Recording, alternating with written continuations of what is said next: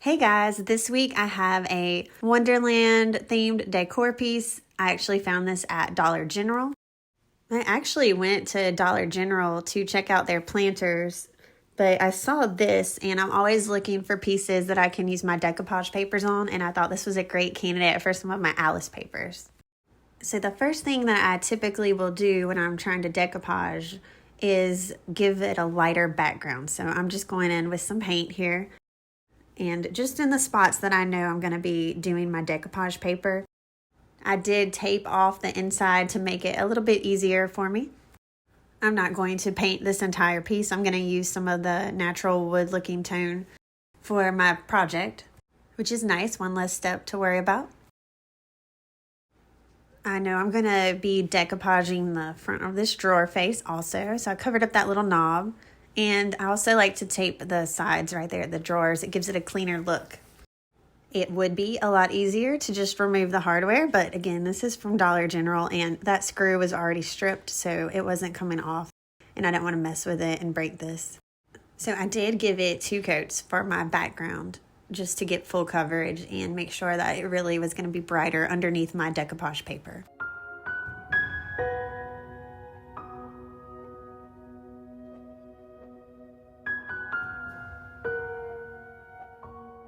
So I grabbed this Alice paper out of my stash. I feel like it's the perfect fit for this project. And this is rice paper, which I do really think is one of the easiest to work with.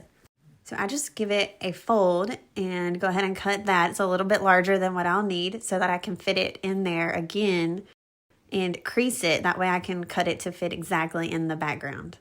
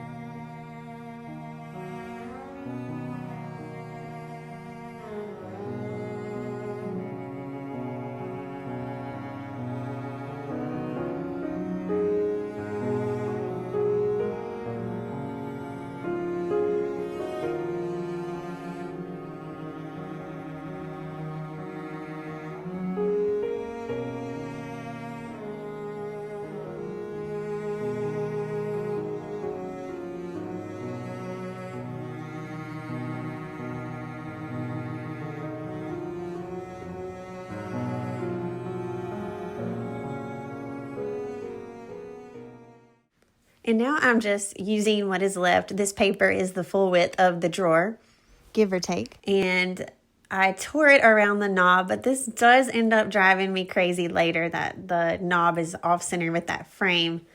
But in the moment, I was just building and using the paper that was the same width. I wasn't worried about that.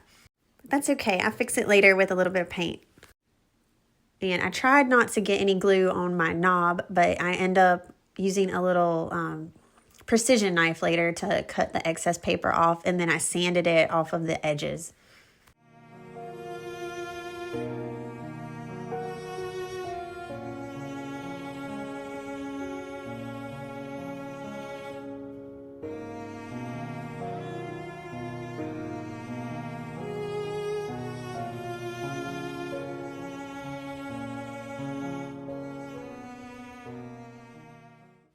So for my next step, I'm going to be adding some resin moldings to the front of my piece.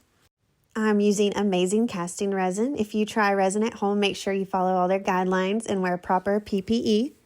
I chose resin rather than clay for this piece since most of these moldings are going to be just sticking out just on the outer edges. The outer 2 molds that I'm using are by Stamperia, and the one in the middle is redesigned with Prima.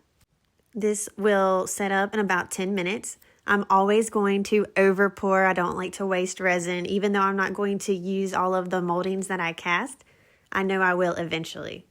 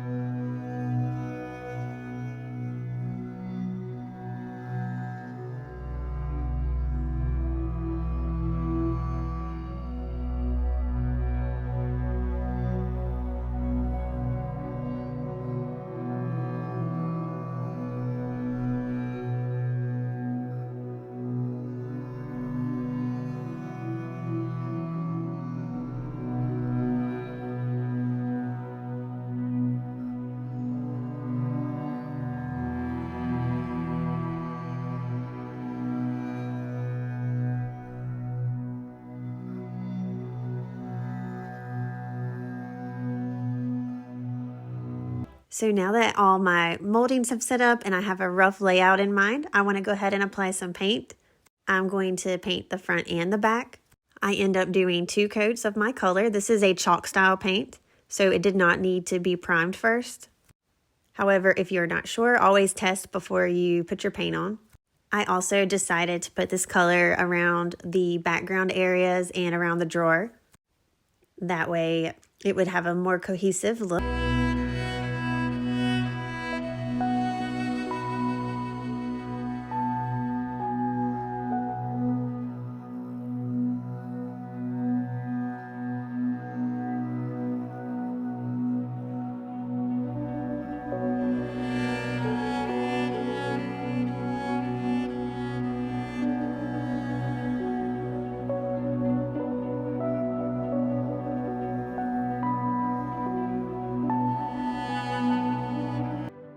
So I did another rough layout, and then I glued these down with Titebond clear quick and thick glue.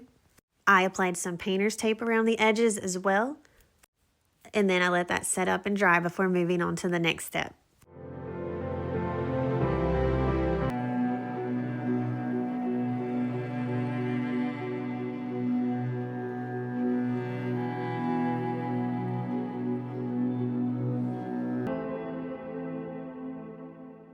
I'm also applying some antiquing wax to my moldings and around the edges of some of my decoupage papers, as well as around that little knob, trying to hide that off-center frame.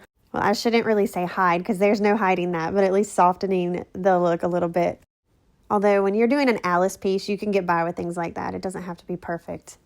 I am a complete perfectionist by day, but when I do these projects, I allow myself to not be that perfectionist. And that's why I love it so much. If I start being too precise or giving myself too hard of a time, it's not enjoyable anymore. So this is my little freedom to be creative and not have everything be so perfect. I did not hit this with any clear wax first because I was fine with it being a little bit darker. If you try this and you really don't want that antique look, just skip this step and just do a little bit of gold wax or something to highlight the details.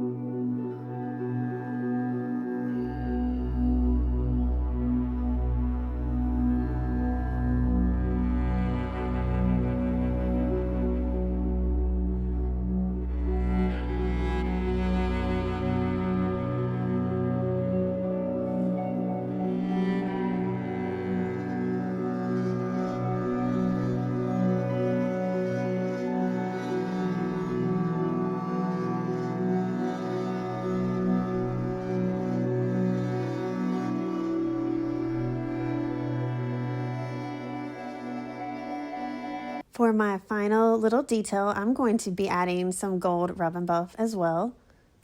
These moldings have such cool details, and the gold wax really does brighten it up and bring those out. But here's my final result. This is just a fun little project. I hope you enjoyed watching it.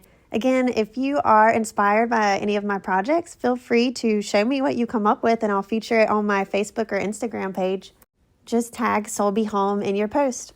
Remember to like and subscribe if you don't mind, if you have not already.